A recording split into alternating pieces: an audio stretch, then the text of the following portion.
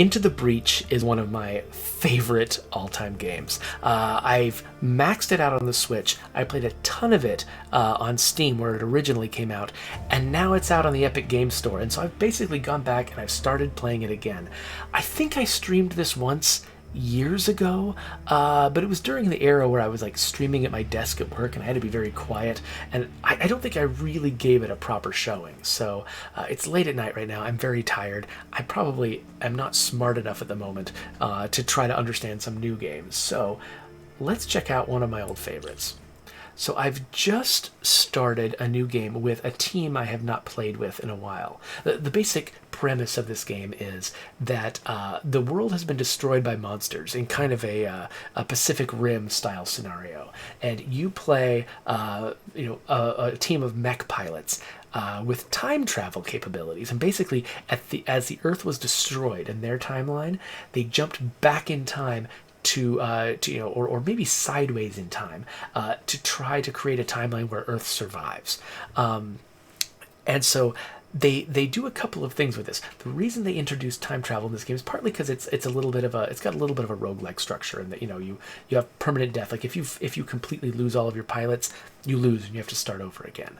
And so you end up sort of playing through a fairly short sequence of events again and again and again, and they use the time travel conceit to basically say your pilots have some foreknowledge. They know what enemies are going to do before they do it. So you're always facing impossible odds. But because you can see a little bit into the future and plan ahead, you have just enough of an edge that you can make things go your way. So let's hop onto the first island here and see how this works. So each of these islands has got kind of a different vibe to it, a different set of challenges, a different set of enemies that attack it, and they're all sort of ruled by different people. So this is Archive Inc. It's ruled by some weirdo corporation, and there's these different sectors on the islands, and you can only visit sectors of the island that border ones you've already explored. So you start with your corporate HQ already explored, and then you decide where you want to go, and you want to maximize your rewards. So the stars are your currency that you buy upgrades with, and the little lightning bolts represent your power grid. Your power grid is essentially your long-term health. When it's full, you're in good shape. As it gets knocked down, you get closer and closer to failing everything. And so, when you're feeling fairly healthy, like I do here at the beginning of the game, I want to go after stars. But if this starts getting low, I'm going to want to go after lightning bolts to keep me alive, basically.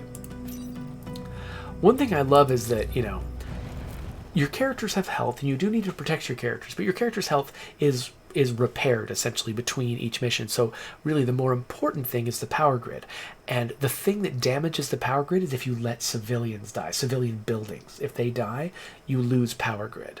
And so what that means is you end up frequently throwing your own body in the way to protect civilians. You make self-sacrificing plays constantly for the long-term good, which is like one of the things I love about this game is how it uses its mechanics and sort of the balance of its resources to encourage you to play like a hero.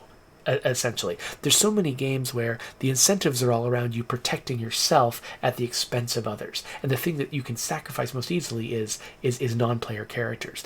And this game turns it around. The thing you can sacrifice most easily is yourself, and non-player characters are the thing you absolutely must protect at all costs. It's a really great decision about the incentives that I love. So each of my characters, the robots, the giant robots that I have different abilities, and because I haven't played this particular team in a while, I forgot what all their abilities are.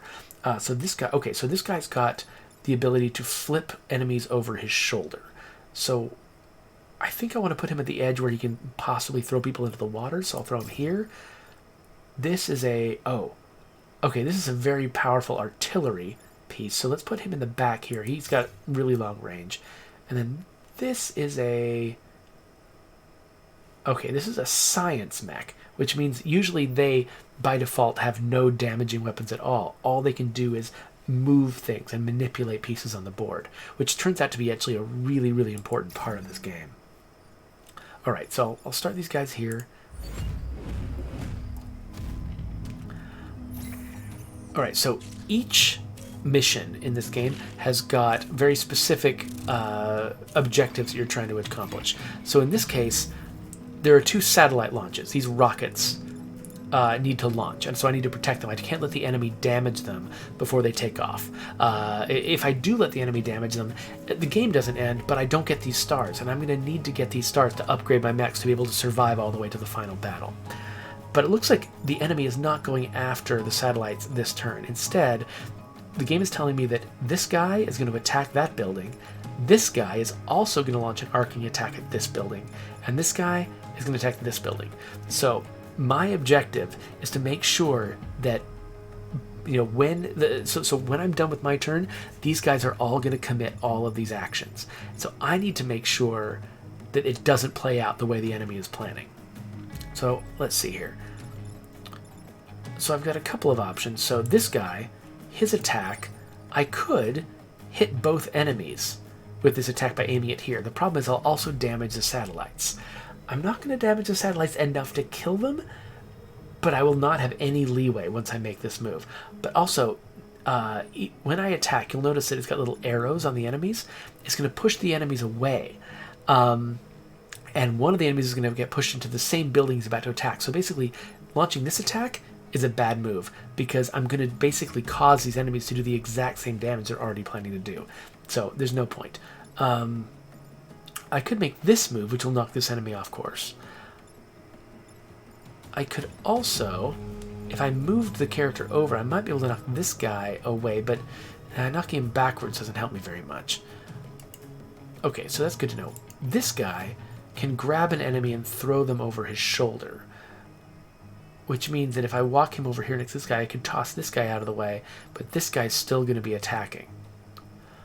But this guy's move, the worst thing that this guy's attack does is knock this bug into the building.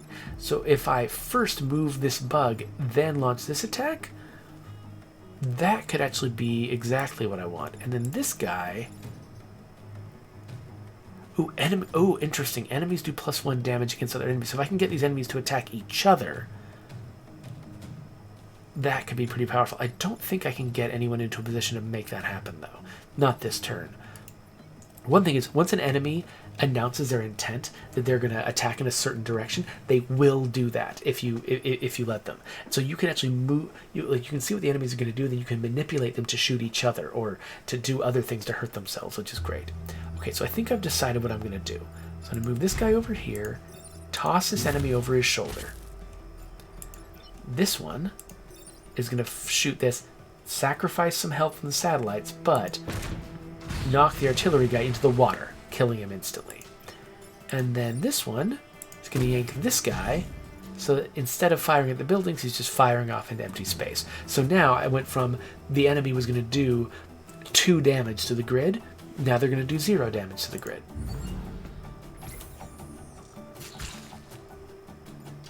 As you see, when you attack a forest, it catches on fire. Most interesting tiles have something about them that affects your strategy. So each turn... Oh, interesting. Each spawned 2 new enemies, and now they're doing the exact same thing they were going to do before.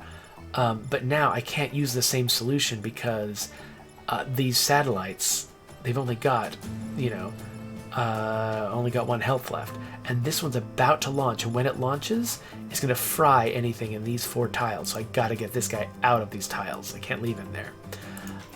Luckily, let's see here. Okay, yeah. He can move to a lot of different places. So, for instance, he could throw this guy out of the way, or this guy out of the way. This one could move him like he did before. That might be their best move. But I can't do both. I can't... So, okay, so the artillery bug is only hitting my artillery. So as long as I move my artillery, that bug can't really do any harm.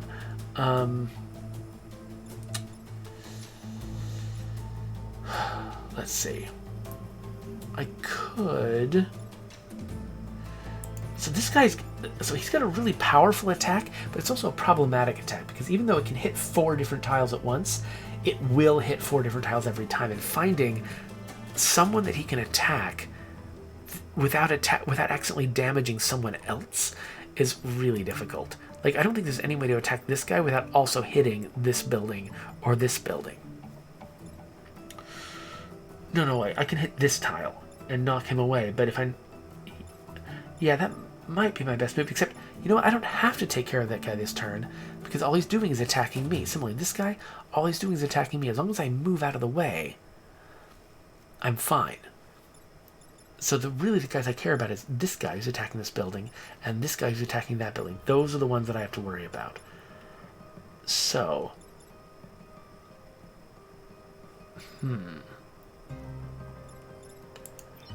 So let's say, what if I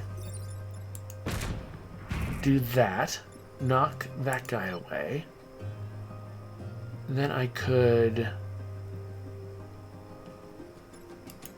pull this guy. Okay, yeah, so I'm going to pull this guy away from the building he's attacking.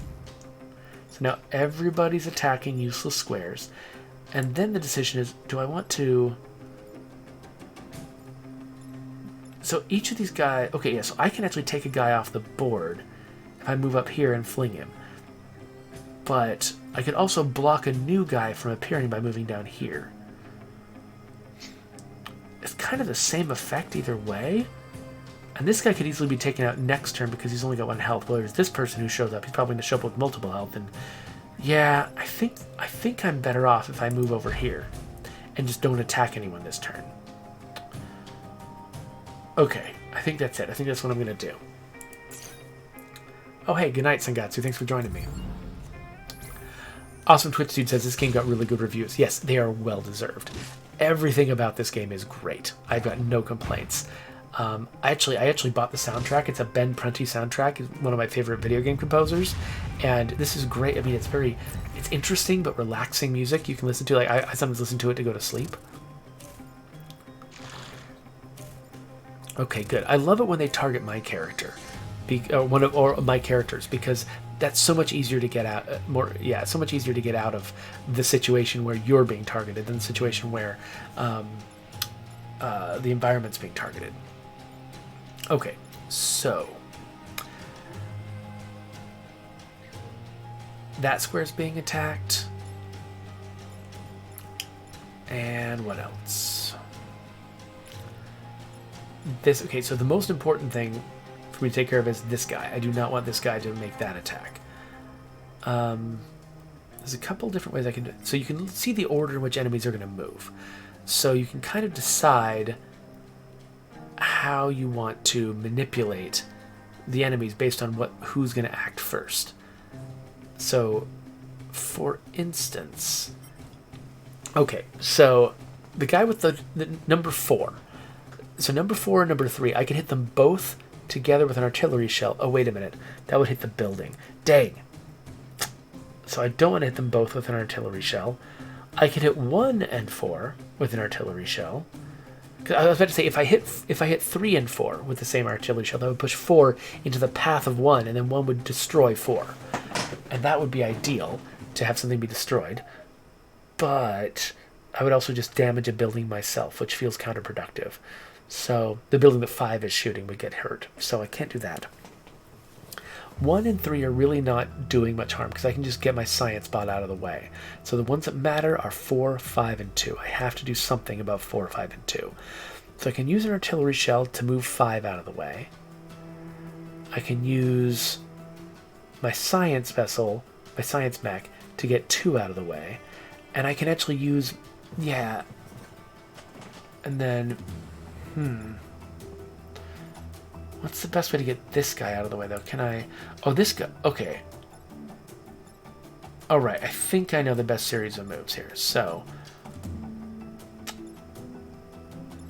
dang it.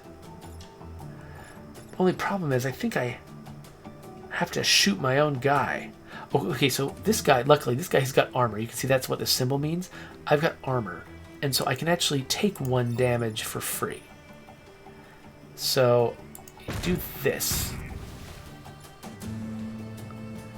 I hope I'm right about what I can do here. Okay, so then we move this person up.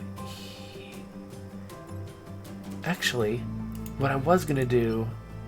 No, this is still right. Okay, so move up and grab this guy, pull him aside, and then I run over here. No, I'm wrong. Oh, this was a terrible plan. Oh, no, it was fine. It's fine. Never mind. Okay, for a second I thought this guy was a long-range dude, and if I just flipped him over, he was going to shoot the buildings, but he's not. He's a short-range dude, so never mind. So grab him, flip him over my shoulder. Now, the only person getting shot is me, but it's for no damage because I've got... Oh, wait, no, I am going to take damage because... Oh, wait, no, yeah, my armor subtracts from each shot. So, yeah, these guys are both going to attack me, and I'm not going to get hit. However, they are going to hit the forest and set the forest on fire, which will do damage over time to me. But that's fine, because I've only got one turn left after this one. So I can survive one more turn, no problem. Okay, so they hit me, I'm on fire.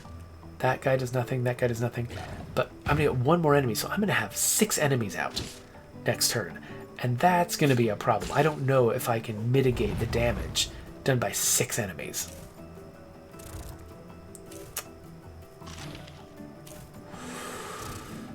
Okay, they're all attacking frickin' buildings. Well, finally, someone attacked my guy. Okay, so, looking at the attack order. Unfortunately, the satellite launch is the 8th thing that's going to happen. Sometimes stuff that happens in the environment happens first, and so you can rely on it to defeat enemies for you before the enemy gets a chance to act. Not in this case.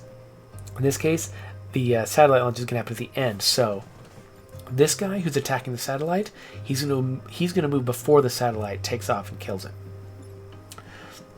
So this guy's important to stop. This guy's important to stop. This guy's important to stop.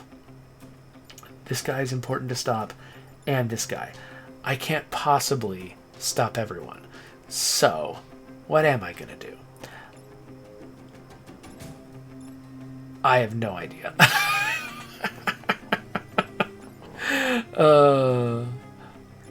Alright, so... Ooh. Okay, I definitely know what move 1 is. When you shoot an enemy, when you move an enemy into another enemy, they each take 1 damage from the collision. So if I make this move, I took out 2 guys and I moved that guy. So that's a very efficient move. Like anytime you see a move that takes 3 enemies off the board, chances are that is a move you want to make. So I didn't even bother to figure out what everybody else was going to do. I knew I wanted to make that move. Dang. I could flip this guy over here to attack that guy. That's a great idea, except this guy's going to attack first. He's number 3. So 3 would move, and 3 would destroy the satellite before 5 killed 3. That would have been very efficient. I would have really liked that. So I do somehow have to get rid of 3. And it looks like... Okay, I've still got a couple of options. So, because 3 has only 1 health, it only will take a collision to kill 3. So... Okay. Yeah, so I'm going to move my science vessel over here. Oh, I can't fire at adjacent targets. Never mind. Undo move. So when all you do is move, you can always undo it. It's actions that you can't undo. Okay, so the only person that can stop the satellite attack... Oh, wait a minute. No, wait. So if I grab the artillery... I can use the artillery to kill this dude. So that might be a good plan. Except then what is this guy going to do? Oh, he's going to move over here and throw that guy. So, okay, so basically I'm deciding I'm going to triage these buildings. These buildings are getting hit. Nothing I can do about it. It's going to cost me some grid to make it up later. But I still think the best move is to do that to stop that damage. And then go over here to kill that guy. I think that's my best move. So that is going to cause some damage, but it's better than most of the alternatives. That guy wastes his shot. That guy... Oh yes, I lucked out. So you always have a chance. So it's interesting. most of this game is 100% deterministic. Like, you can predict in advance exactly what's going to happen. You know exactly how much damage each enemy is going to do. You know exactly what powers everything has. You know what move everything's going to make. It's all deterministic except for one thing. You don't always know if when an enemy attacks your buildings, if it's going to do damage. Sometimes a building will be miraculously rescued. And so it's really interesting because it works because of the percentages involved. So right now, so your grid defense is 15% by default. You can raise it over time, but it starts at 15. 15 is like, it's like a 1 in 6 chance, right? And so it's like rolling a 6 on a die in order to protect your building. So basically, each time one of your buildings, one of your power grid elements, is about to take damage, they roll a die or whatever. They roll randomly, and there's a 15% chance that the damage will be canceled. Now, if it was an 85% chance, you would expect that every time you get attacked, every time a building gets attacked, it should survive, and then you feel randomly hurt in the times when it takes damage. And that would feel bad in a game like this. This game is overall very deterministic. It would feel bad to randomly have something bad happen to you sometimes when you expect good things to happen. But because it's only a 15% chance, you expect that every time you see an enemy about to attack a building, you assume that building's going to take damage, and you make all of your calculations as though that building will take damage.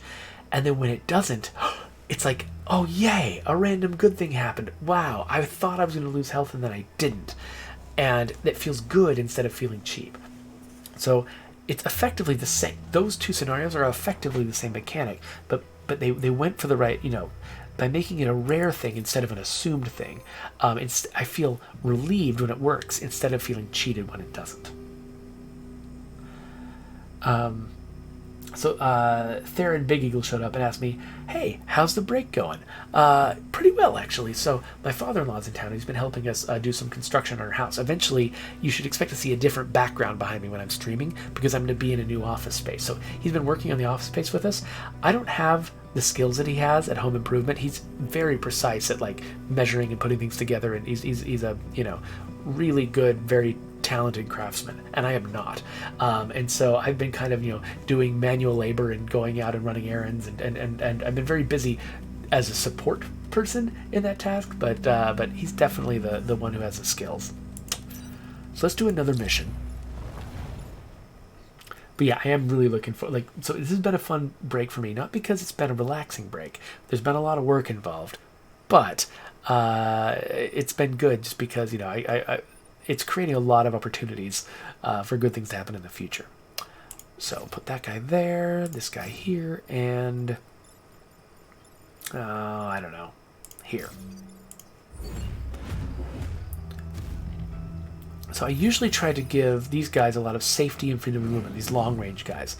This one's a semi-long-ranged guy, and so I also put him over here, where he's more likely to be able to sort of, be far away from the enemies and can therefore reach them and grab them and do things with them. Also, because he pulls enemies towards him, that means I want to have a lot of space. Like, I want him to be on a side that's got a lot of space, open space. Okay, so I'm protecting these tanks. Eventually they can move around and do stuff. Right now they can't. Okay, so both of these guys are shooting at targets, and if they were, for instance, to be pushed away from those targets, that would severely limit their damage. So, boom. Obvious first move. This guy, I moved him on top of an emergence hole, which means that next turn he's going to stop an enemy from showing up, and he's going to take 1 damage. So he's out of the fight. This guy moved over. He's not in as much danger, but he's going to shoot this guy. That's fine. So I'm going to get this guy out of the way. So this, I was about to say, he can reach this spot over here and stop another enemy from coming out. That's pretty valuable. He could also damage this guy, though. There's enough heroes around here, though. I think whatever this guy does next, he can probably be stopped. So I'm going to come over here, block this spot. Oh, wait a minute, no. No. What I should do is throw this enemy onto this other hole. Now, this enemy is firing over here, and this guy's going to take 1 health damage. But he can survive 1 health damage. And actually, this guy can survive 1 health damage even more easily. And picking up the time pod is really, really valuable. So, yes, this is the move we're going to make. Now, I can still fire with this guy, but there's no one who's worth firing at, so I'm not going to. Alright, so he attacks. He lobs. This one's going to take some damage. But then the emergence holes kill these 2 guys and prevent another enemy from showing up.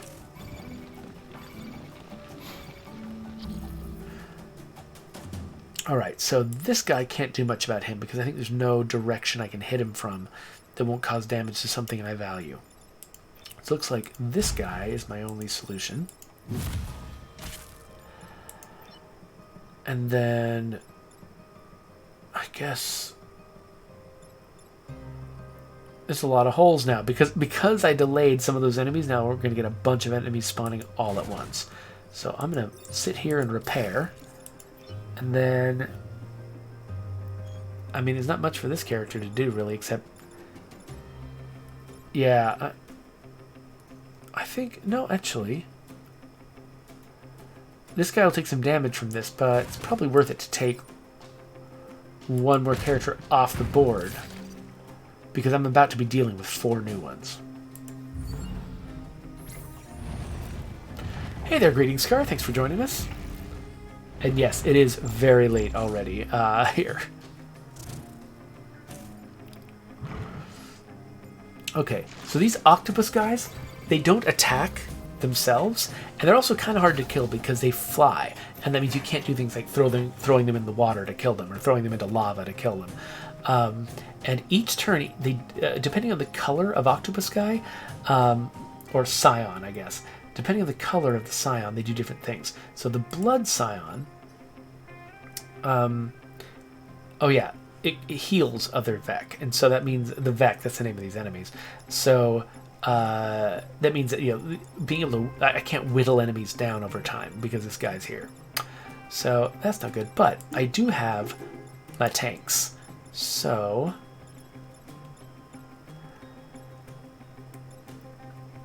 okay, so we got a plan ahead. So one thing I definitely want to do is my artillery dude. I want to move him over here, hit this guy, killing him against the mountain, hit this guy, not quite killing him here, but doing some damage to this guy. That will damage this tank, though, so this tank has to get out of the way first, before any of that will be good. What else? This tank is currently being shot, but once we kill this guy, that won't be true anymore. I can actually use this tank. Ooh. Okay, so first I'm going to fire. So these normal tanks can't damage enemies, but they can push enemies. So let me butter these guys up by hitting them once with the push attack. And then, okay, then I gotta move this guy out of the way. Is there any good that this guy can do? I don't think so. I think he just has to get out of the way. So now we hit this tile and destroy everything.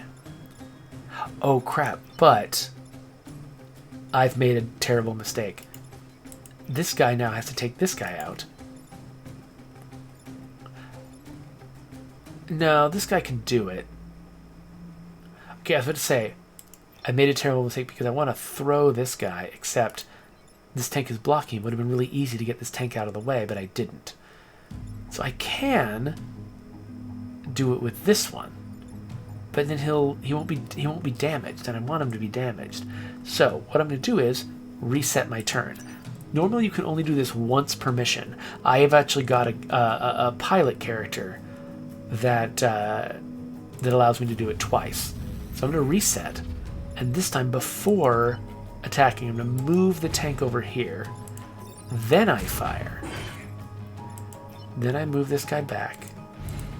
Then I do what I did before. Still kills everyone, but now I'm capable of flinging this guy over here. He's going to attack me, do some damage, but I've only got one more turn after this one. So we're good. This guy is just going to keep repairing. Alright, we're good. So he attacks. I'm taking some damage over time, but I can survive it. And now we've only got one new enemy. He arrived on a tile that's on fire, which is great. So now I can... Let's see. What can I do?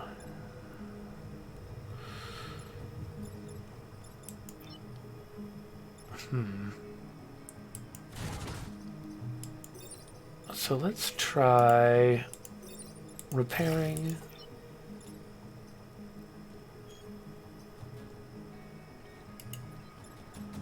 And then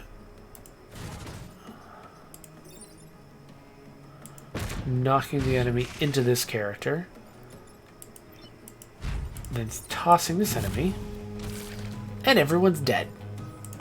And we're done with that mission.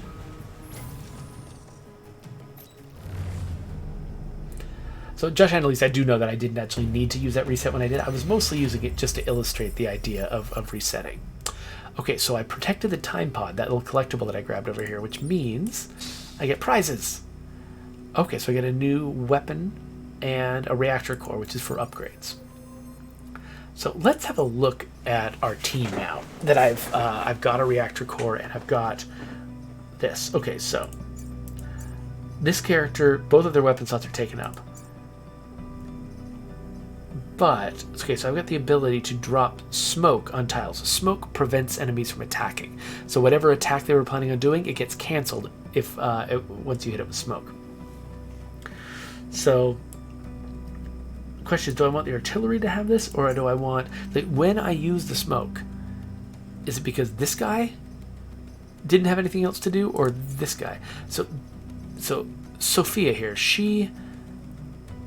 her attack is very frequently not very useful because oftentimes there's nowhere I can use it without causing problems. So I'm going to give her the smoke so she's got an alternative option.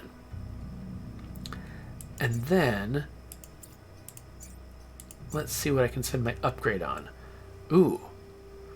Okay, so I've got one reactor core. So let's install it here and then spend it on making them damage each other even more. So now enemies will do 2 extra damage to each other when I make them shoot each other, which is great. All right, so I've got no more sites with double stars. So let's grab tidal waves. This will be an interesting one. So sometimes missions will have extra like local events. You saw those satellite launches. This one's got a tidal wave. That means that slowly one edge of the map is just going to get sort of eaten away. So let's drop him here, him there, and there.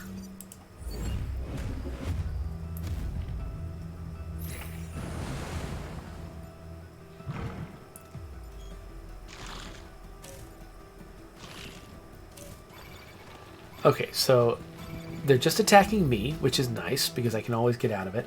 Theron Big Eagle asks, when you research games, is it more of a review of the mechanics or an intricate understanding of the game as a whole? It's kind of everything, right? I think a lot of what I'm doing when I'm researching other games, sometimes I am looking for games that I can really get into and that I can, like this one is one that like I've already 100%ed it on one platform, played it on 2, and I'm starting it over again from scratch. And this is a game that I love, and I get so deep into it. I feel like I learn a ton from it because I just immerse myself so thoroughly in it. I can't do that with every game, but a lot of what I'm trying to do is sort of develop sort of a broad sort of repertoire of games to draw from for inspiration. Like, almost any problem that I encounter in my day-to-day job, there could be multiple different solutions. There could be dozens of different possible solutions. And the more solutions I fill my head with, the more options I have when I'm trying to solve a problem.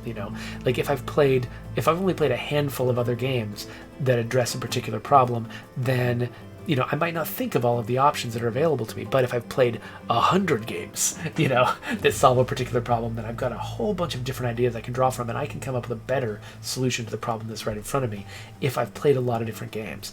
And I also I really like to sort of build up almost a language of like, oh, we could do it like this game, we could do it like that game, like the ability to sort of use examples to communicate with other designers and other members of my team about what it is I'm looking for from a game. And if I've already accumulated in the back of my head a lot of examples of games that have solved problems well, a lot of times, when you're solving a problem in a game, it's really, it can be really intimidating. It's so easy to solve it wrong. It's so easy to find a bad solution. And a lot of times you feel kind of paranoid, and people are like hesitant to try something because they're not sure how it's going to work out. And so if I've got a library in the back of my head of dozens of games that have solved a particular problem that we've never solved before, then when we're addressing it, if I can point to another game and say, like, look, these folks found an answer, and it's a really good answer, you can see how good it is because you can play that game. It's much easier to sort of persuade people like, oh yeah, we actually can solve this problem in this clever way because we know it can work, because we've seen somebody else do it. We've seen all the little detailed problems that they solved while they were implementing that solution. So that's usually what I'm doing, is trying to find, like a library of answers that other people have come up with. And also, it's not just so that I can draw from what other people have done in the past to sort of ape their solutions. It's also, knowing what other games have done also tells me a lot about what hasn't been done yet. So that's sort of the flip side of that same coin, where it's like, if I haven't played a lot of games, I might think I'm having an original idea, and actually it's just something that 900 other developers have done before. But if I do play a wide variety of games, and I know what the existing idea space looks like, and then I can recognize when someone on my team has an idea that no one's done before, and we can really sort of like, and I know how to value that, because, and to really lean into it as a chance to do something original, because I know, at least with greater certainty, whether or not it's been done before. Anyway, that's a long answer to your question, probably more than you were looking for, Theron, but there you go. Anyway, so luckily, there's not a lot of danger this time around, because these enemies aren't doing a whole lot to me. So, what am I going to do? So I could fire this and knock this guy into the tidal wave, and this guy backwards. Yeah, two birds with one stone almost always is the right move, unless there's some really clear negative to it. And then I guess I'll toss this guy over here. That doesn't quite kill him, but now I can move this guy, pull him towards me, and actually kill him. Alright, so now that these guys are not going to heal this turn, not only is this guy going to drown, but this guy's going to die from standing on this hole. Now, if I'd left the Scion alive, that guy would have healed first and he would have survived, but he didn't. So each move that I make has the potential to have, like, consequences that play out over the course of the turn that maybe they're not always the direct consequences. It's not just like, oh, if you make this move, this enemy will die, and it's that simple. It's you kill this enemy, and this enemy will fail to do something that would have saved another enemy, but now they don't. And sort of thinking through all those possibilities is part of, like, the mental pleasure of this game is sort of going through the process of thinking 2 steps ahead. Okay, so this guy is going to get killed by the tidal wave, and you'll notice the environment. Oh, you can't actually see this because it's behind my head. Hold on. Let me bottom right. Is that where I should be? Okay, so when I look at the attack order, I can see that the environment is number 1. It's going to go first, which means that this tidal wave is going to happen before this guy, who's number 2, makes his move. So he can plan whatever he wants. As long as he's standing on this tile, he's going to get killed next turn. So really, this is the guy I have to worry about. So I could... Yeah, so I could just yank him onto this tile, blocking an enemy and taking damage at the same time. And then the question just becomes, do I leave him like that? Or do I actually kill him? I think actually even though I could move this guy over and I could kill him, well, no, okay, let's just pretend that wouldn't damage this building, so I'm definitely not doing it. Killing him means that 4 completely healed enemies will show up, whereas leaving him alive means it'll be 3 completely healed enemies and 1 injured enemy that I deal with next turn, and that's better. So I'm going to leave this guy alone. Well, I guess I'll just move him over to give him more versatility. But he's not going to attack. No point in attacking this guy. I guess I'll, you know what? Yeah, I'll cover another hole. And now I could... Yeah, actually, let's do that. It damaged the guy, so I can actually buy an upgrade for this weapon. Here that makes allies immune to it. You can sort of see that right there. So if I had bought that upgrade, tossing my friend would have done no damage to them. But because I haven't bought that upgrade yet, tossing my friend did damage them, but it wasn't enough to kill them, so that's fine. Yep, let's go.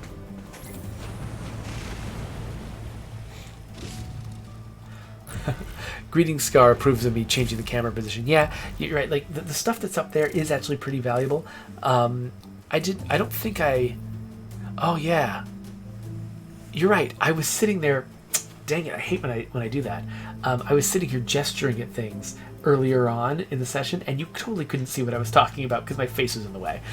So I can see my face over on this screen over here on OBS, but I'm playing the game facing this way, and so I can't always see what I'm blocking. So sorry about the confusion earlier.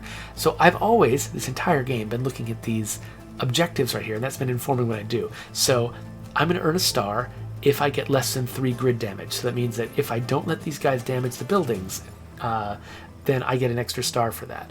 And then plus protecting the power generator, this building right here is going to also win me some power. So unfortunately, this guy's planning on killing the power generator this next turn. So that's bad. So let's definitely throw this guy in the water. So falling in the water does not kill my mechs the way that it kills the enemy.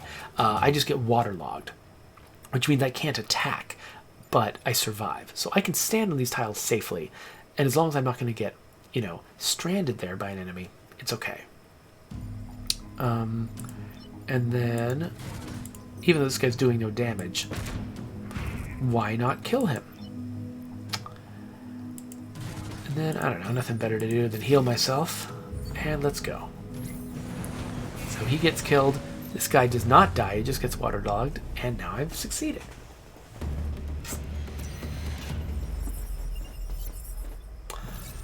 Alright. I saved everyone. Okay, so I happen to know I'm going to get to do one more mission before the finale, so protect the coal plant, protect the batteries, and battle with less than 4 mech damage, or defend the artillery support. I'd rather do this one because not only do I have the benefit of an artillery support character, which is another character that can attack, I'm not limited in how much mech damage I can take, and I kind of like being free to take mech damage in lieu of taking grid damage. So let's see here. Yeah, guys, I'll want to throw. There'll be more on this side. I don't have a great place to stick my artillery. I guess I'll put it over here. Yeah, let's do that. Hey there, Adam Beltran. Thanks for joining me. Looks like you got a question. Go ahead and ask. All right. Well, these guys are being challenging. So I can easily... Okay, I guess if I go all the way up here, I can throw this guy over my shoulder. But then my character's really far away from the rest of the fight, and that can be dangerous. I could also hit him with artillery. That might be better.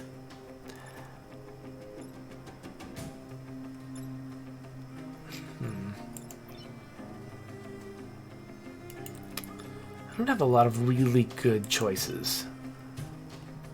Oh wait, no, this is a good choice. So I flip this guy, don't kill him, but that's fine. He's now shooting the Scion, and because my team has got this... So normally this guy does only 1 damage, but because I do +2 damage, or I cause the enemies to do +2 damage to each other, this guy's going to take 3 damage and kill him, so that's good. He's going to get healed first, I think, but that's fine. Yep. Okay, so that move happened, and now that I've moved my friend out of the way, I can fire this. And I don't know, I guess I'll just cover the hole. Oh, this guy is able to move and attack, but there's no attack I wanted to make. I really want this move to happen, which means if I attack this guy, it won't. So I'm going to leave him exactly where he is.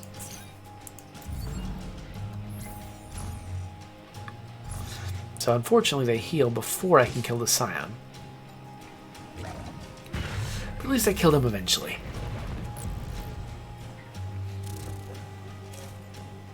Oh. Thank you, Adam. So Adam Beltran is saying some very kind things about State of Decay 2. I appreciate it. Okay, so one nice thing about this game is I don't actually have to pay attention to what the enemies do. Like, everything that's irrelevant, like, you can, it's almost like a chessboard where it's like, all you need to see is the current state of things, and you know everything you need to know. There's nothing about the history of this level that I have to know in order to understand how to make a good decision. I can come at it completely blind. And as long as I, you know, just examine each character and what their capabilities are, I'm in good shape. I'm definitely getting very tired, so I think we're going to play through this island and then I'll probably be done. Okay, so I can move this character over and then destroy that. It's the only thing this character can do, so let's just do it. So now I need to stop this guy from shooting this and ideally kill this guy too.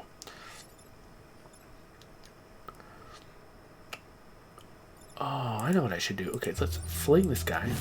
Wonk. And then let's pull this one over here, and that was kind of cool, right? Wasn't enough to kill him, though, so I guess I need to do this. There we go. I love how clever this game makes you feel. Like, each thing you do feels like, you know, you came up with a weird out-of-the-box solution. Just because this game is just full of potential for out-of-the-box solutions. Alright, so definitely don't want this artillery to die, but it can get out of the way. This has definitely got to be stopped. So let's stop this first.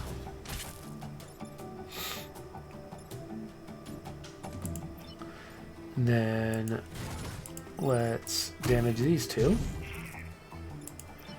And then take that guy out.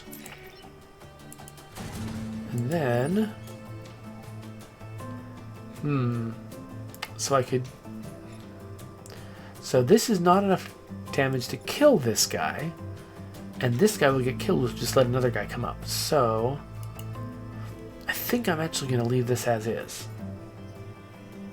Nobody's hurting anybody, so yeah, we'll just continue.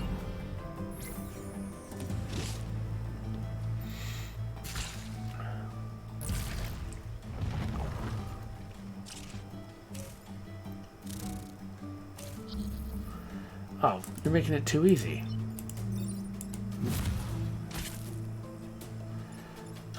Yep, that's all I needed to do.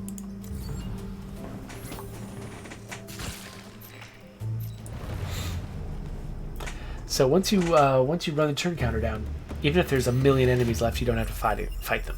You only have to survive a certain amount of time before, you know, any mission ends.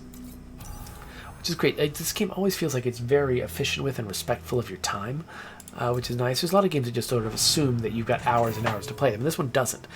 This was for ages my go-to commuting game, because whenever my bus arrived at my stop, I could just stop, and you know, you can pick up any mission from any turn and figure out what's going on. It's really easy, and you know, the game never just gets so long into some sort of like deep, long process where, you know, I feel like I have to stay immersed in it in order to complete it. Like, I feel like I can drop this game anytime I want to. Okay, so you choose the order in which you take on these missions, knowing, after a while, that whenever you're down to 3 blank missions, or 3, you know, unpursued missions, the game's gonna be like, nope, you're done, it's time for the boss battle. And so I was able to plan ahead that way. At first, the first time I played this, I didn't know that, but you learn it real quick. So, because that aspect of it is the same every single time. All right, so the final boss mission for an island is always there's some kind of boss character who, by the way, can never be drowned. They're huge, just like your mechs, and so they're not drowned when they fall in water. You have to destroy the enemy. You have to protect the corporate tower. So the first thing I'll do is interpose myself between the enemy and the tower. Sure.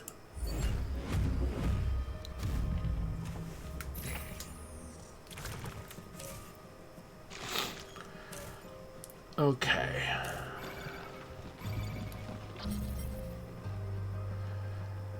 Alright, so guy 1, he does 3 damage when he hits. So probably the best thing I can do is have him hit one of his friends.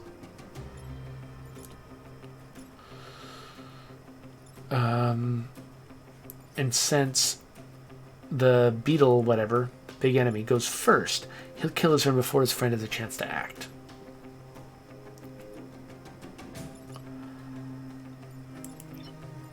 So I'm going to consciously take some damage with this character just to make sure I can damage the boss. Because destroying the beetle leader is one of my objectives. I can keep, sort of nudging the beetle leader around and getting it to do my bidding, and I can solve it that way. But unless I actually destroy the beetle leader, I don't get the upgrade point. Okay, so no one is doing any damage to anything I care about right now. Okay, I already used this guy. So this is the only guy. Just trying to think. What's the... Oh, this guy... So I've moved him, but I can actually destroy him. Unfortunately, I can only do it from long range. I can't get into position. Oh wait, no, I can do it this way. There we go. So now, boom.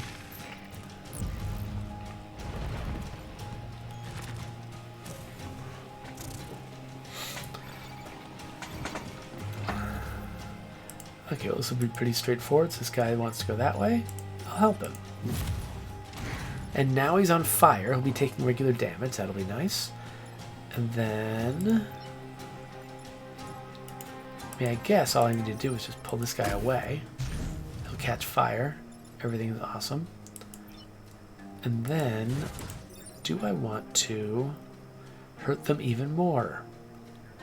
Yes, why not? Okay, so he's killed. So they're killed because they're on fire. Now I get 2 new enemies, but I destroyed the beetle leader successfully, so that's good. It's really easy when you're in later levels, you've got a lot of threatening enemies, to just keep not killing the boss until the very end, and then it's too late. So they're just aiming at me, so that's nice. I could shove this guy in that way. Yeah, let's do that. So let's throw this guy over here. He's doing 1 damage, so that means that this guy can move in here safely. And then...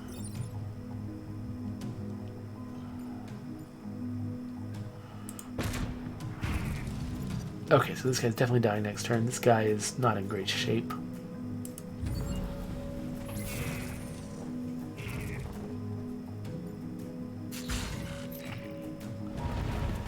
Alright, so Adam Beltran says, why won't I let me hit the bell for your channel? The bell's just marked out. Is it maybe a setting on your end?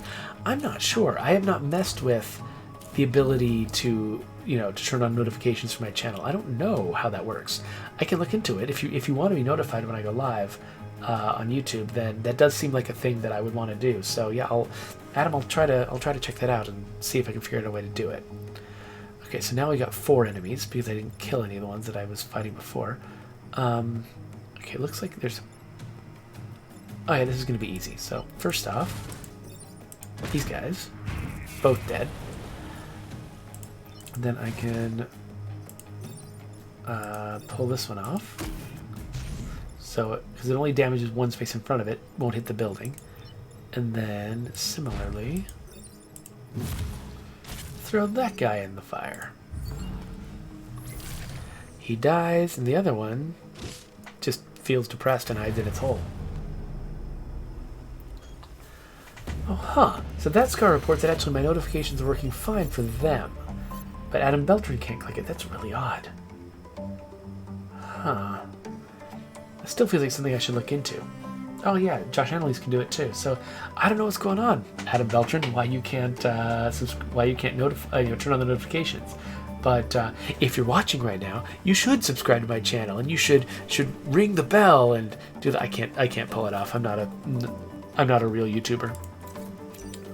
Anyway, so I succeeded at that last mission on the island, and because I accomplished every mission and I got every objective correct, I actually get a special prize. So I can either heal 2 grid defense. Now my grid defense is already full, so actually, so if you heal your grid defense when it's already full, what you do is you get additional bonuses on top of this percentage chance. So I can start creeping this up and get it up to the point where a lot more often when enemies attack my buildings, the buildings don't take any damage.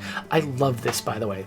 This is one of my favorite solutions to the problem of, you've got a resource that can cap out, which means that every time you give the resource to the player, there's a chance that you're giving it to a player who's already capped it out and will find no value in what you've given them. So I love they've come up with basically, both of these, the power grid and grid defense, they're both about surviving damage to NPC buildings. And this is just a different solution to the same problem. And so this ticks up very slowly, and it's always low. And so, this makes a big chunky difference. This is effectively your, 7-segment health bar. That's, it's very, very important and powerful to the game. And so I love the idea that when you overfill this, it gives you something else that is much smaller in value, but that can go up. There's so much room for it to go up. Like each time it goes up, it's good and you're grateful for it, but it doesn't completely overbalance the game. Like that's the perfect place to implement a solution like that. Hermes engines. Oh wow! So I could grab this this power that lets me just move a bunch of enemies at once. It does seem kind of like my current artillery attack in that it will hit a lot of guys that maybe you don't want to hit. So that makes me nervous. And also, it's a brute class weapon. I don't have a brute class mech, and so any other mech that tries to use it will have to, like you can see there, pay extra energy for it. So no. Instead, I'm gonna grab Harold Schmidt because this character, for instance, doesn't have any special abilities. Like the named characters with bespoke faces and stuff, they have special abilities like temporal reset. This guy is the reason why I can reset a mission twice instead of once. These characters don't have any of those like built-in special abilities. They get some basic special abilities from leveling up, but that's it. So I'm going to grab my less developed character and replace them with this guy. So this guy can push adjacent tiles when he's repairing. So not only can I pull enemies to me now with this character's with this mech's sort of default weapon, I can also push them if I repair. So that's really valuable. But before I do much more with those, let's spend reputation. So first, because I've already got 3 characters, I'm just going to sell this character, donate their time. I've got 9 stars, which means I can buy 3 reactor cores. That's one of the most valuable things I can do. If I have an odd amount, amount that isn't divisible by 3, then sometimes I'll grab additional weapons and things like that. But I don't think that will be valuable as getting 3 reactor cores. So that's what I'm going to do. So I could click the ally immune thing here. I could give this one more health, or buildings. Ooh, buildings immune. So this means that I can fire this near buildings and it won't hurt the buildings. That's incredibly valuable. And then, yeah, let's turn on ally immune for this too. Okay, so now a lot of my friendly fire is gone. So in the next island, I'll be able to do like a lot of the things that I had to avoid doing on the green island because because I was going to accidentally hurt buildings, or my attacks were just a little bit too wild and crazy. now I can do a lot of that stuff because I bought those upgrades. And so what you do over the long haul of the game is, each island gets harder and harder than the previous islands, but you're leveling up too. And you can play through all 4 islands and then go after the final boss. Or actually, once you've done a second island, the final boss appears, and then the final boss scales in difficulty based on how long you've been playing, how many different islands you've conquered. And so you can either play a really quick game where you only conquer 2 islands and then take on an easier version of the final boss, or you can go for all 4 islands and take on a harder version of the final boss. And you actually get separate medals and rewards for doing different numbers of islands, different lengths of game. I do tend to like to go for all 4 though, just because it feels really good to have all the unlockable powers that your characters can get if you've actually spent the time to go through 4 entire islands. It's just more fun to play with them that way. So I like to do that primarily. But because the game has separate unlockables and separate achievements for beating the game at different completion levels. Occasionally I'll always try, doing that. Anyway, okay, so I'm starting to get really, really sleepy, so I'm gonna stop myself from talking before I say something too insane, and we'll put a stop to this. But I love this game, and if you haven't checked it out, if you haven't really played through it, go try it. If you're at all interested in tactics games or even just sort of grid-based puzzle games. This is kind of both in a really cool way, and it's one of my favorite things that's come out in the past several years, so I definitely think it's worth a try. If you think you're at all likely to be, amused by it. So with that, we will put up some videos, allow you to subscribe, and if you are not Adam Beltran, then you can also hit the notification bell. But I'm not saying you have to, because this is just a hobby. I'm not making money from this, so you can do whatever you want.